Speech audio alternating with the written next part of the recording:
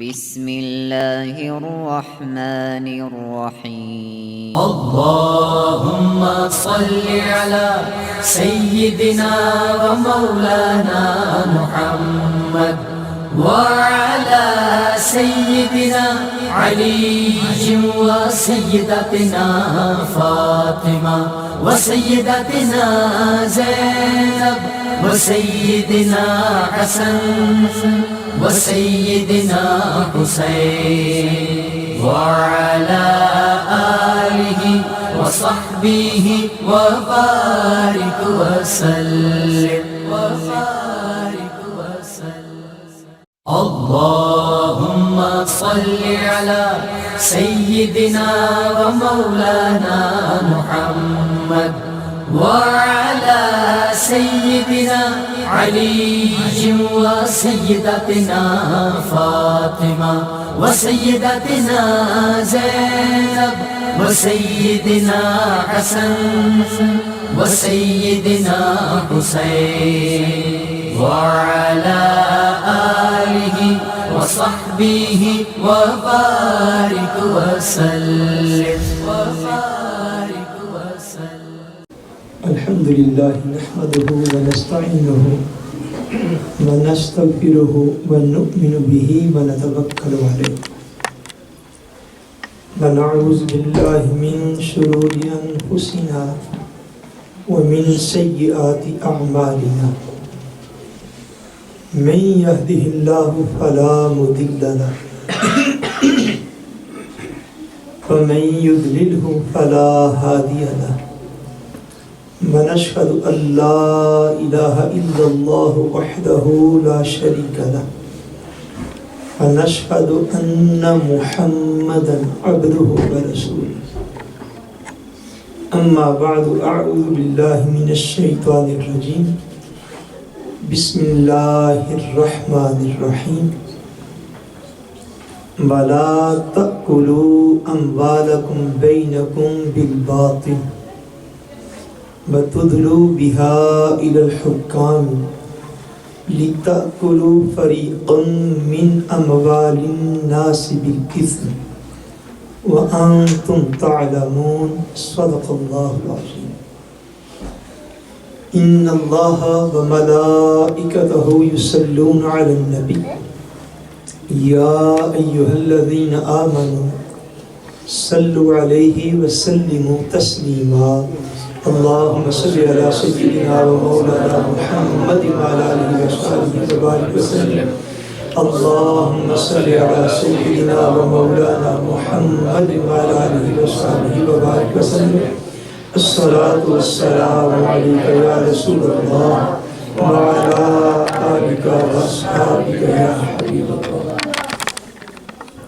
اللہ تبارک و تعالی وحدہ لا شریک کا بے پایہ فضل و کرم اور احسان و انعام ہے کہ جس نے باعث تخلیق کائنات رحمت للعالمین شافع روز جزا خاتم النبیین حضور سیدنا محمد مصطفیٰ صلی اللہ علیہ وسلم آپ کے مبارک وسیلہ سے ہم سب کو دولت ایمان عطا فرمائی.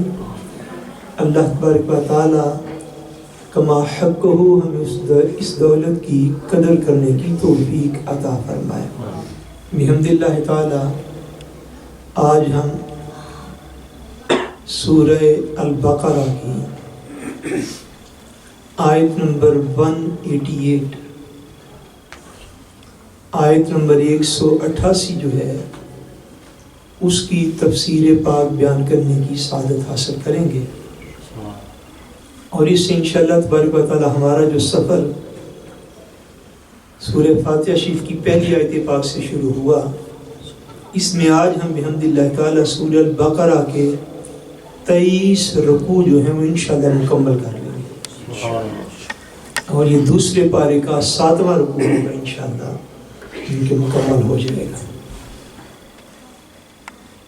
میں آج کی اس درس قرآن کی نشست میں میرے بچپن کے اور لڑکپن کے ساتھی اور دوست محترم میر محمد افضل صاحب جو کہ جرمنی سے حضور دادی جان رحمۃ اللہ تعالی علیہ ان کی تعزیت کے لیے جو ہے وہ تشریف لائے، میں ان کو بھی ویلکم کہتا ہوں اور دعا گو ہوں کہ اللہ کریم ان کے سفر میں برکتیں پیدا فرمائے اور مال و جان میں اللہ کریم انہیں جملہ برکات جو ہے ان کو عطا فرمائے۔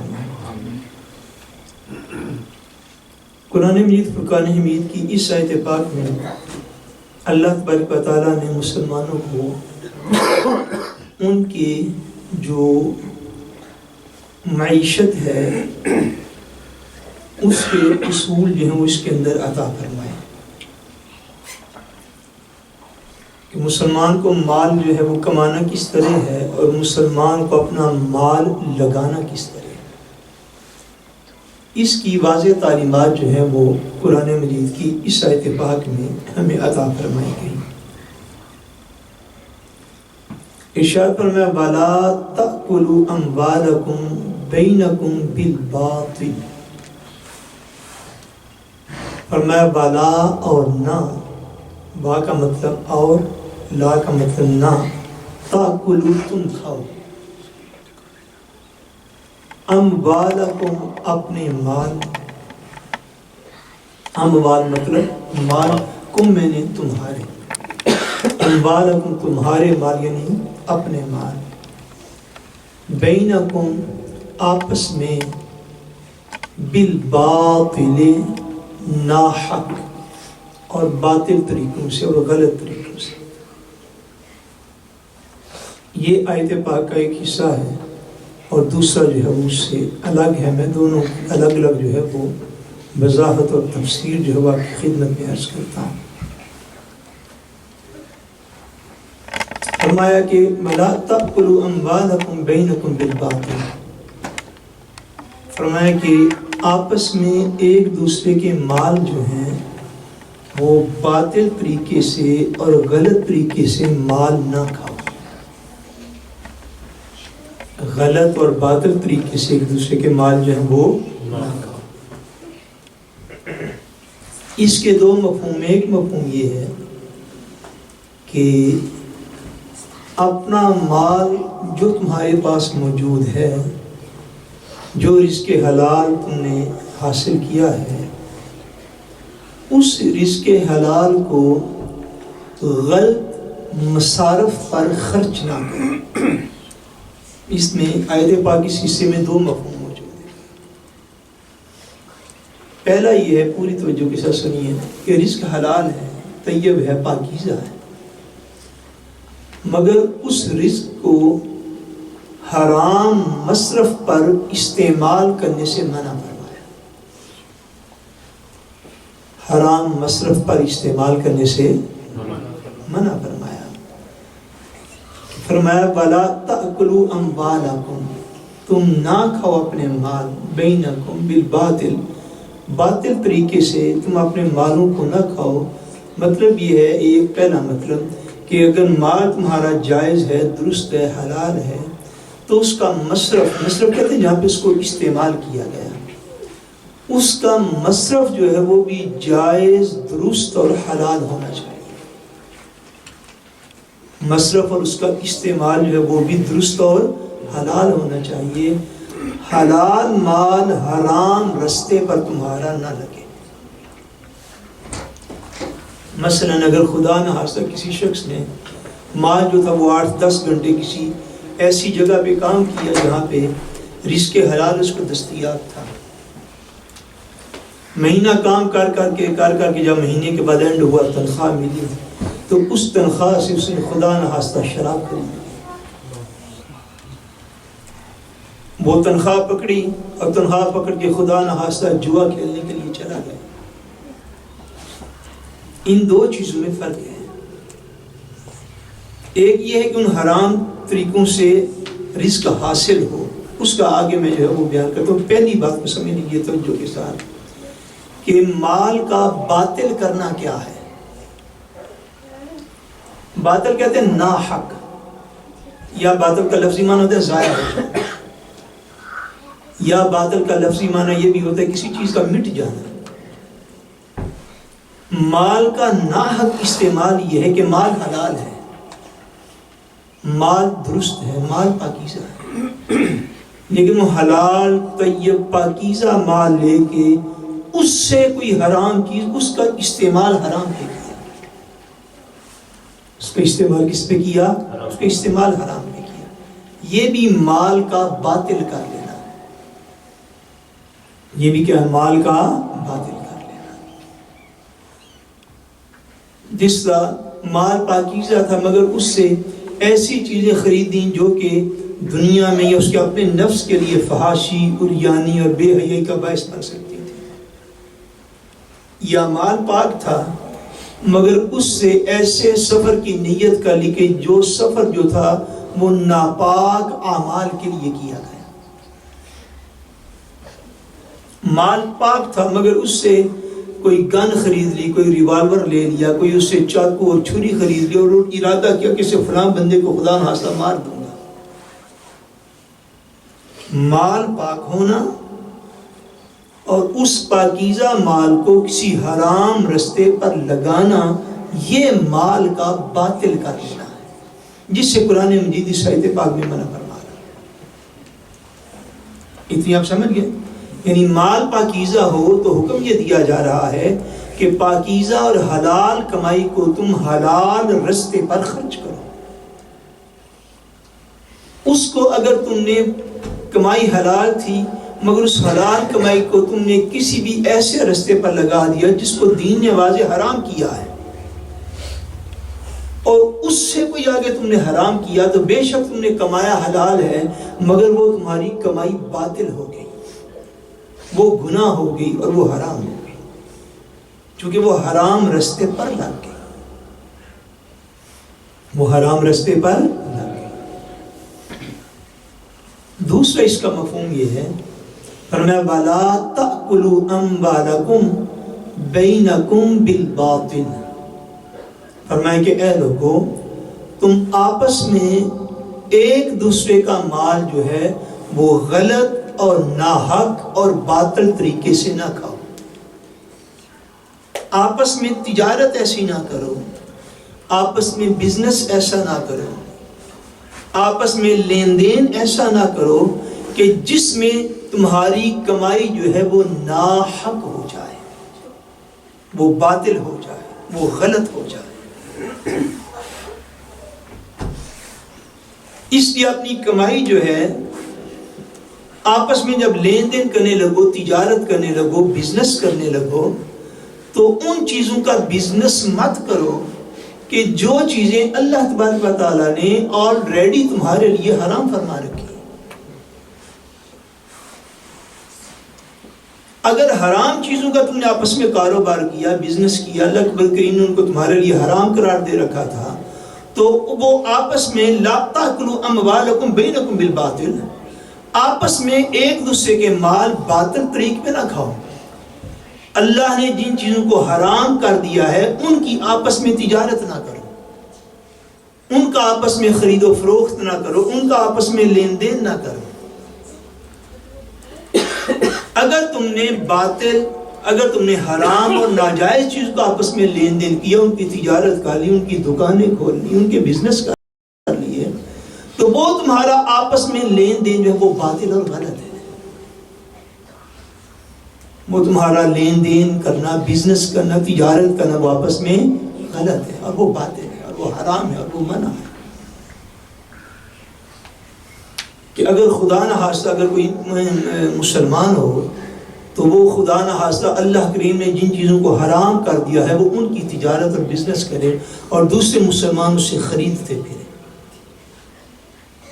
جیسے کہ شراب ہو گئی، جیسے کہ خنزیر کی کمائی ہو گئی، جیسے کہ سود کی کمائی ہو گئی، جیسے کہ مردار کی کمائی ہو گئی، جیسے کہ کسی کو ناجائز قتل کرنے کے لیے کسی نے کسی سے پیسے پکڑ لیے اور وہ جو تھا وہ قاتل ہو گیا، اس نے آپس میں ایسا لین دین لوگوں نے کر لیا۔ جیسا کہ کسی شخص نے کسی بندے کی زمین کے اوپر قبضہ کر لیا، اس کے مکان کے اوپر قبضہ کر لیا، اس کے پلاٹ کے اوپر قبضہ کر لیا، اس کی جائیداد کے اوپر جو ہے وہ قابض ہو گیا. یہ ساری چیزیں جو ہیں ان الفاظ کے اندر موجود ہیں. فرمایا خبردار ہو جو مومنوں، خبردار ہو جو کہ آپس میں ایک دوسرے کا مال جو ہے وہ ناحق طریقے پہ نہ کھاؤ. آپس میں ایک دوسرے کا مال بولیے ناحق طریقے پہ نہ کھاؤ. وَلَا تَأْكُلُوا أَمْوَالَكُمْ بَيْنَكُمْ بِالْبَاطِلِ. باطل طریقے پہ اگر تم ایک دوسرے کا مال کھاؤ گے تو اس چیز کی تمہیں اللہ کریم اجازت نہیں دیتا. اس چیز سے باز آ جاؤ. اب یہ پیغام قرآن جو ہے یہ سمجھنا سمجھانا ہمارے لیے یہ بڑا لازم ہے. ہمارے ہاں یہ جو معاملات چلتے ہیں پھر ہمارا شاید ان آیات کو بیان نہ کرنا یا بیان جہاں ہو رہا وہاں پہ اس کو توجہ کے ساتھ آگے نہ سننا، اس کا نتیجہ یہ نکل آیا ہے کہ مسلسل خاموشی یا مسلسل مصلحت، مسلسل خاموشی یا مسلسل مصلحت. اس وجہ سے اب مسلمان حرام کام کرتے ہوئے بھی خدا نخواستہ لوگ شرم محسوس نہیں کرتے، شرم محسوس نہیں کرتے. خالصتاً جو رزق حرام ہے، خالصتاً حرام ہے، مسلمان وہ کاروبار ڈٹ کے کرتے ہیں. اور اس کے اوپر حاصل یہ ہے، بدقسمتی ہماری اور زوال ہمارا یہ ہے کہ اگر خدا نخواستہ اگر بندہ کھلے عام ناجائز اور حرام کام کرتا ہے، بجائے اس کے کہ وہ اپنے قلب میں شرمندہ ہو، وہ شرمندہ نہیں ہے بلکہ اس کو معاشرے میں عزت کی نگاہ سے دیکھا جاتا ہے اور سمجھا جاتا ہے چونکہ اس کے پاس مال زیادہ ہے، دنیا زیادہ ہے، مکان زیادہ ہے، بلے زیادہ ہیں، کاروبار بڑا ہے. حتیٰ کہ کھلے عام اور کھلے بندوں جو لوگ حرام کرتے ہیں، اللہ کے حکام کا کھلے عام مذاق اڑاتے ہیں، ان کو مجبوری بھی کوئی نہیں حرام کرنے کی. حلال کے بھی سارے ذرائع ان کمیونٹیز میں دستیاب ہیں، آپ کو سارا کچھ دستیاب ہے، مگر اتنا کھلا حرام کرنے کے باوجود بجائے اس کے کہ وہ مساجد میں سر جھکا کے آئیں، اللہ تعالیٰ سے توبہ کریں، اپنے اس رستے کو چھوڑ دیں، ان کو اٹھا کے مسند اقتدار پہ بٹھا دیا جاتا ہے، ان کو مساجد کی ستیرے میں لیا جاتا ہے.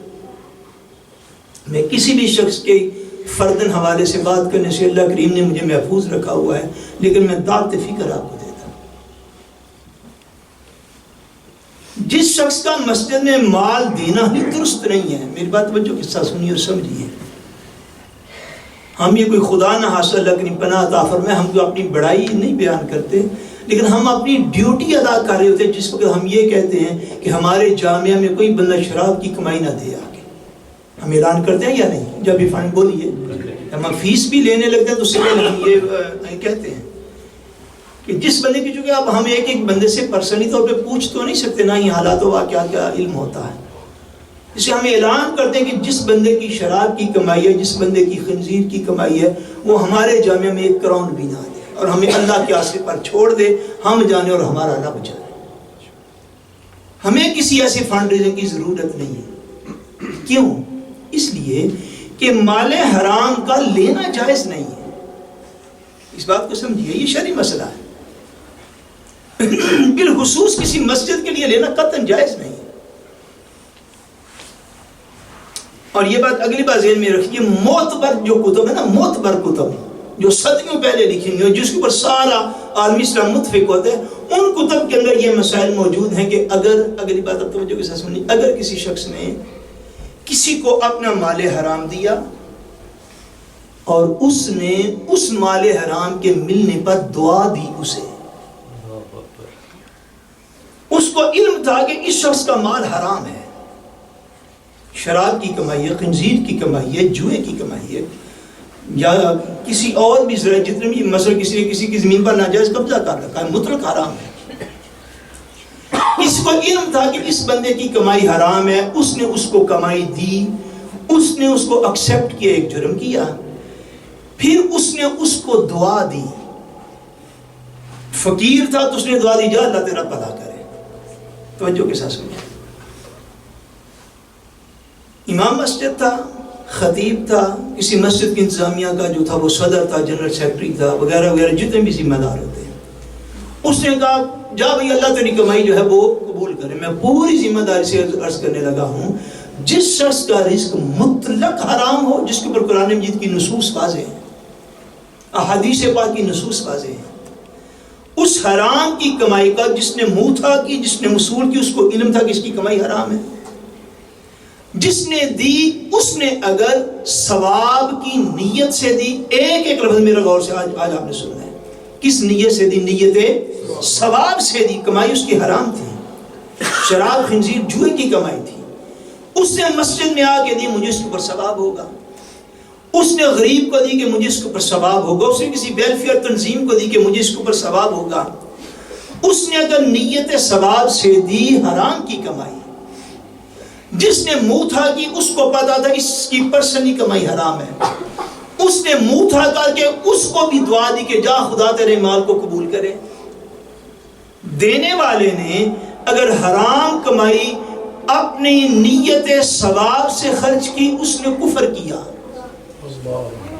اور جس نے مال حرام کی کنفرمیشن کے باوجود اسے کوئی دعا دی، اس دعا دینے والے نے بھی کلمہ کفر کہا.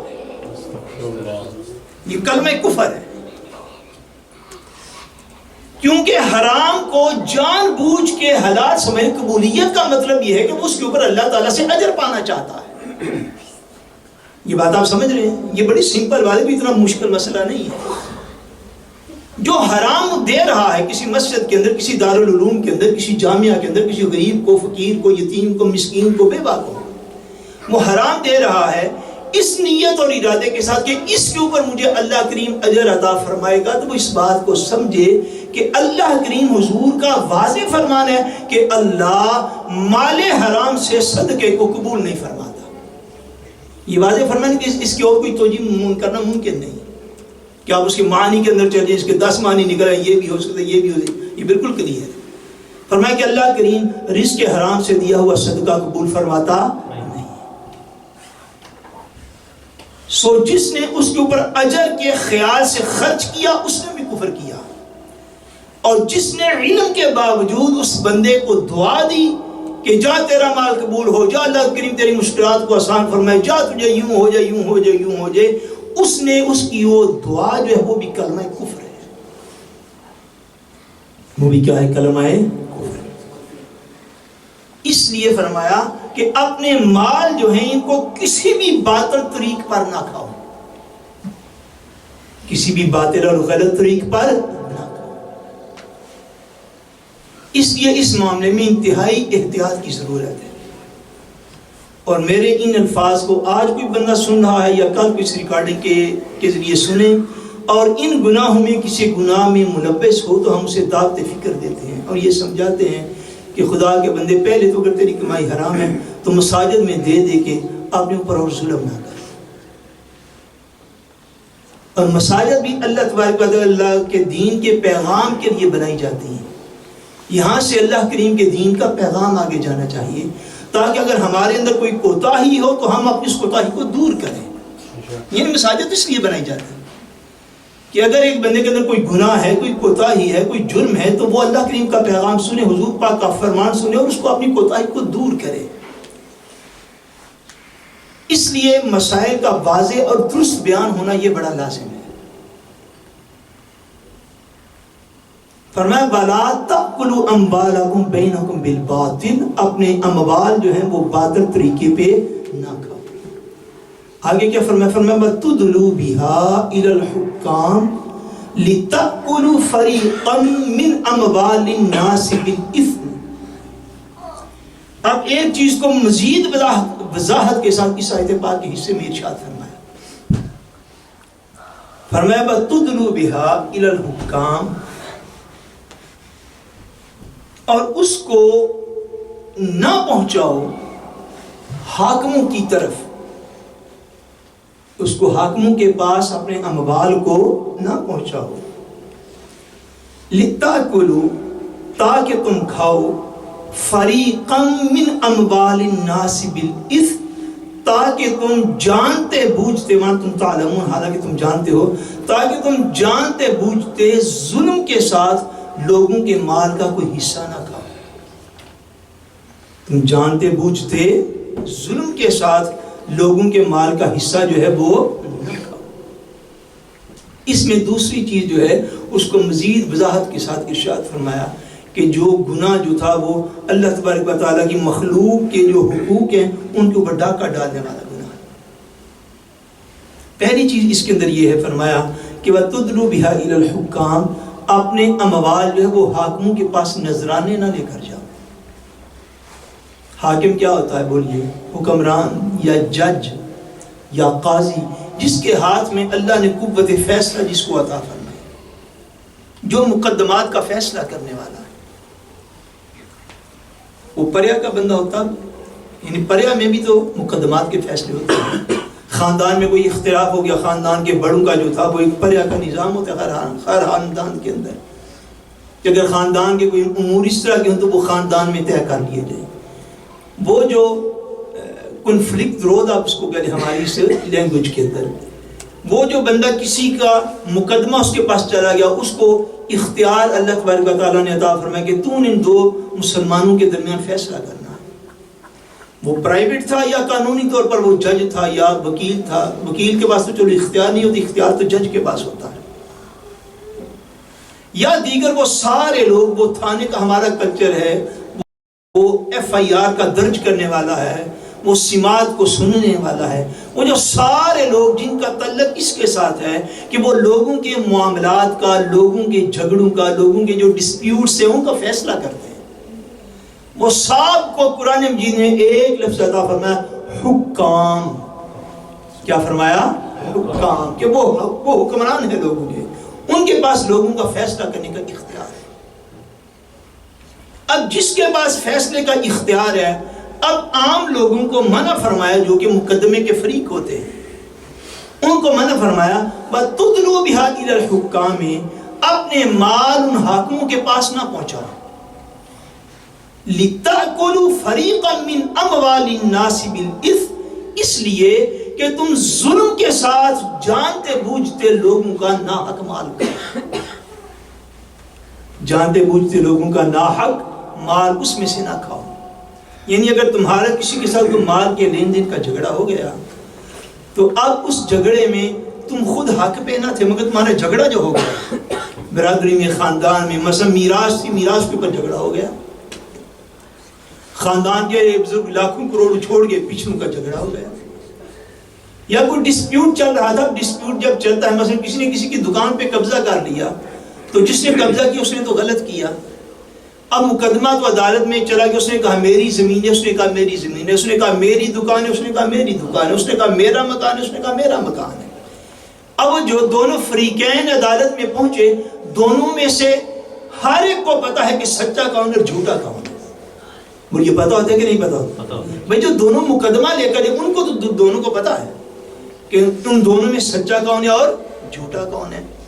اب جو جھوٹا تھا اس نے اپنے حق میں فیصلہ کروانے کے لیے اس نے کیا کیا کہ اس نے پہلے جا کے تدلو کا انگلش میں مطلب ہے اپروچ کر لینا، اب تو آسانی سے سمجھ جائے گا، رسائی حاصل کر لینا۔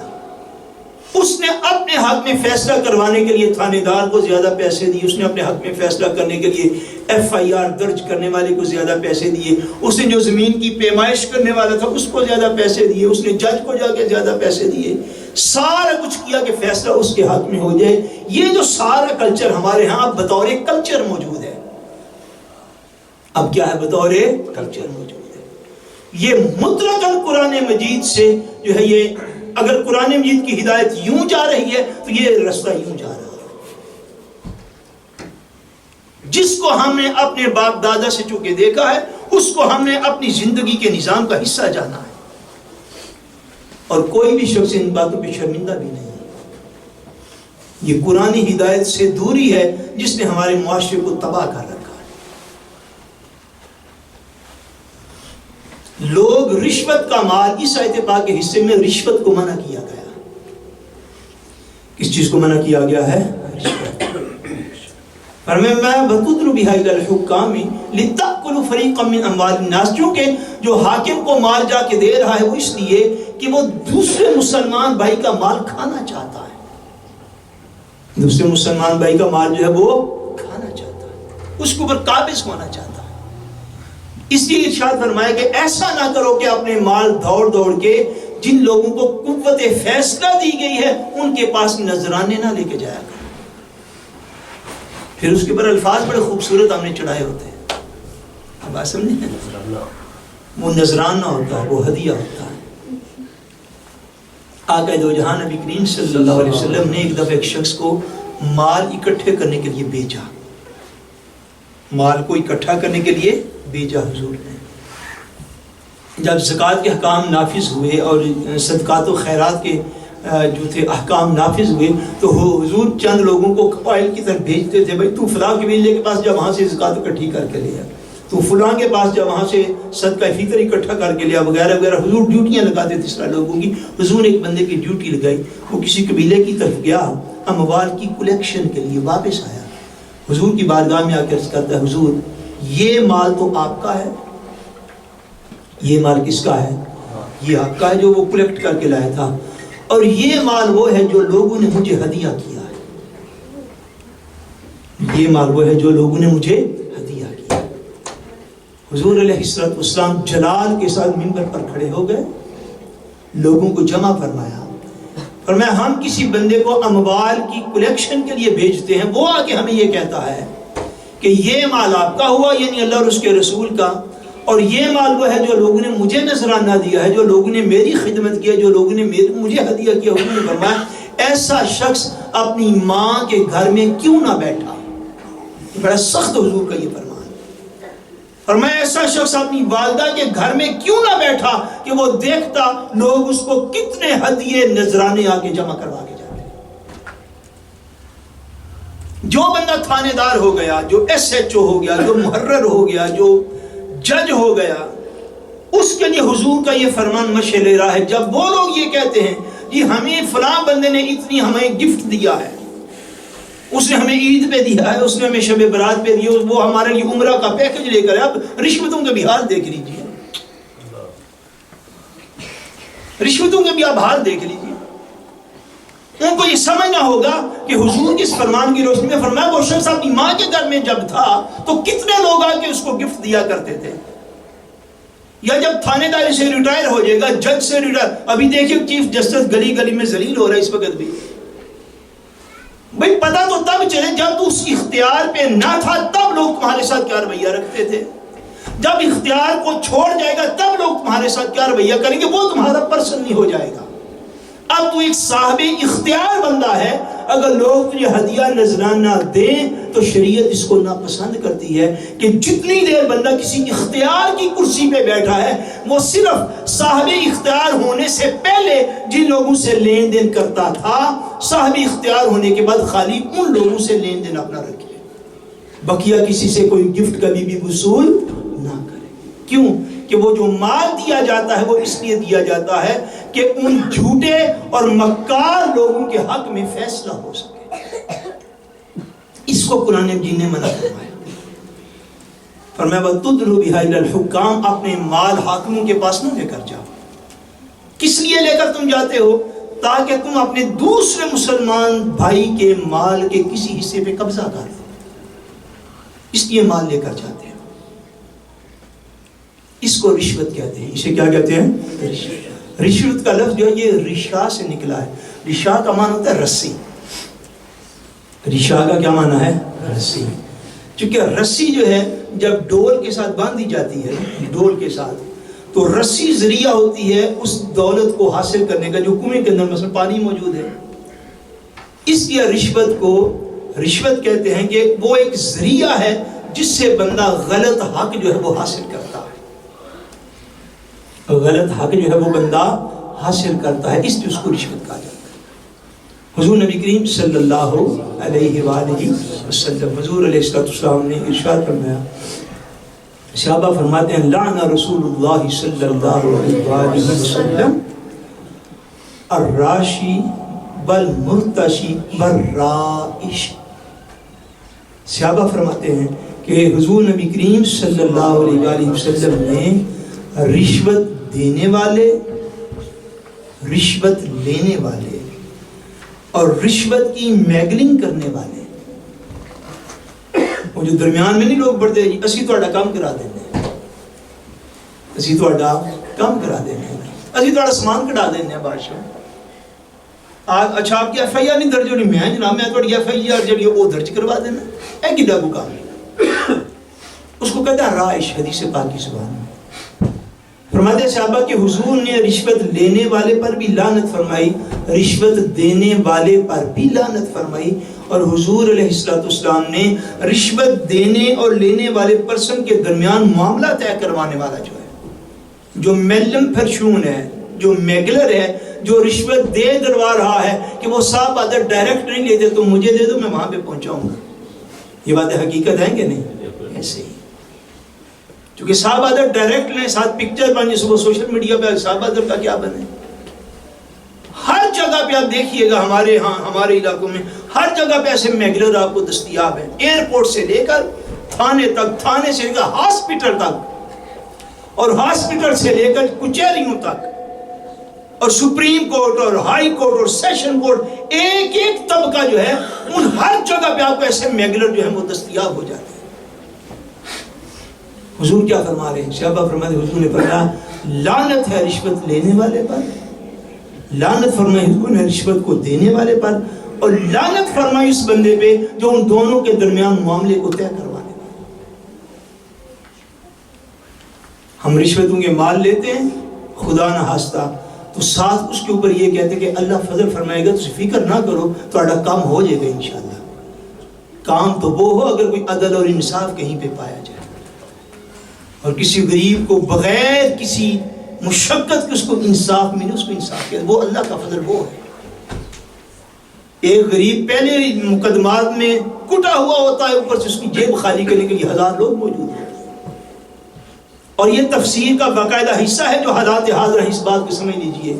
ہمارے ہاں ہمارے علاقوں میں یہ کھالیاں گجرات کے جو علاقے ہیں وہاں پہ تو میں نے سنا ہے اب تھانے والے رپورٹ ہی درج نہیں کرتے، جب ان کو یہ پتہ چل جائے ان کو باہر دی پارٹی وچ ہے تو پھر ایف آئی آر درج ہو جاتی ہے۔ بات صحیح ہے۔ اس کے بعد یہ کہنا جی اللہ فضل فرمائے گا تو تسی فکر نہ کرو، کچھ خوف خدا ہونی چاہیے، کچھ شرم و حیا بندے میں آنی چاہیے۔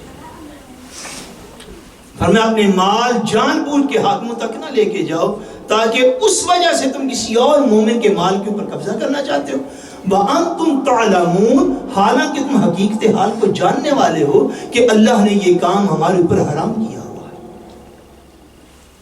تم ایسے بندے نہیں ہو، فرمایا کہ تمہیں بچپن سے یہی خبر نہیں ہو سکی 50 سال کی عمر ہونے تک کہ اللہ کریم اس طریقے کار کو ناپسند فرماتا نہیں، وَأَنْتُمْ تَعْلَمُونَ، حالانکہ تم جاننے والے ہو، تمہیں پتہ ہے ہر بات کا کہ اللہ کریم نے ہمیں ان رستوں پر چلنے سے منع فرمایا ہے۔ اس کے باوجود کوئی بندہ جب ایسا کرے گا تو روز محشر کس منہ سے اللہ کریم کی بارگاہ میں حاضر ہوگا۔ رشوت کے مسائل میں ایک مسئلہ جو ہے آخری اس کا سمجھنا جو ہے وہ ازحد لازم ہے، وہ یہ ہے کہ رشوت لینا ہر حال میں حرام ہے۔ یہ بات پوری توجہ کے ساتھ سمجھ لیجیے، رشوت لینا ہر حال میں، تواڈے بولنے نال میں لگدا ہوں خدا نہ ہنسی اور کام ہو گیا۔ رشوت لینا ہر حال میں حرام ہے، ہر حال میں حرام ہے۔ رشوت دینا ایک حال میں جو ہے وہ گناہ نہیں ہے۔ یہ بھی مسائل میں چونکہ مسئلہ پورا جو وہ ہونا چاہیے تاکہ کوئی بندہ جو وہ آدھا مسئلہ نہ سن کے جائے۔ فقہاء نے ارشاد فرمایا ہے اور ان کو احادیث کے دلائل کے ساتھ ان کو ثابت کیا ہے کہ اگر کوئی بندہ مظلوم ہو، اگر کوئی بندہ مظلوم ہو، اپنی جان اور مال کو ظلم سے بچانے کی خاطر، اپنی جان اور اپنے بولیے اپنی جان اور اپنے مال کو ظلم سے اور ضرر سے بچانے کی خاطر، مال اس کا تھا، پیسے دیے بغیر بچتا نہ تھا، جان اس کی تھی، مقدمے میں ایسی پھنس کی، پیسے دیے بغیر بچ نہیں تھی۔ اس طرح کہ اگر کوئی کنڈیشن بن جائے جان اور مال ان کے اوپر ظلم کا خدشہ موجود ہو اور وہ جان اور مال پہ ظلم جو ہے وہ کچھ دے دلا کے ٹل سکتا ہو تو اس صورت میں دینے والا گناہگار نہیں ہے، لینے والا ہر حال میں گناہگار ہے۔ لینے والے کو کوئی مجبوری نہیں ہے، اس نے ظلم کا نظام بنایا ہوا ہے لینے کے، دینے والے کی کوئی ایسی اس کی کنڈیشن بن گئی کہ اس کے جان اور مال کو خطرہ ہو گیا اور ان کے اوپر کوئی قابض ہو سکتا تھا، اس کو نقصان پہنچا سکتا تھا، مگر مثلا ایک بندے کے پاس 10 لاکھ روپیہ تھا، اس کو لوٹنے کے لیے کوئی آ گیا، یا کسی معاملے میں کسی کوئی قابض ہو گیا، اس نے کہا لاکھ تو میں دے دے، میں بقیہ 9 لاکھ تیرا دے دینا، یہ جان اور مال کو ضرر پہنچنا، جان اور مال کو ضرر پہنچنا، جان اور مال کو ضرر پہنچنے کا خدشہ ہو، اس کے اوپر ظلم کا خدشہ اور ڈر ہو، تو اس صورت میں کسی کو کچھ پیسے دے دینا یہ رشوت کے حکم میں نہیں ہے۔ اتنی بات بھی یاد رکھیں گے، یہ رشوت کے حکم میں نہیں ہے۔ اس صورت میں دینے والا گناہگار نہیں، ہاں لینے والا ہر صورت میں گناہگار ہے، لینے والا ہر صورت میں گناہگار ہے۔ تو اس کی کلاسیفیکیشن بھی ہے، یہ اس کی فلکلارک بھی ہے، اس کو بھی جو وہ ہمیشہ ذہن میں رکھنا چاہیے۔ پر اللہ کریم وحدہ لا شریک نے اس آیت پاک میں جو ہمارے لیے اہم حکم جو تھا وہ نازل فرمایا، وہ یہ ہے کہ مومن آپس میں ایک دوسرے کے مال باطل طریقے سے نہ کھائیں۔ اس کے جو مفہوم مفسرین نے ارشاد فرمائے وہ میں نے عرض کیے۔ اللہ تبارک و تعالی وحدہ لا شریک ہم سب کا خاتمہ بالایمان فرمائے اور ہمیں جو ہے وہ اپنے مقدس کلام کے احکام پر عمل کی توفیق عطا فرمائے۔ وما علینا الا البلاغ۔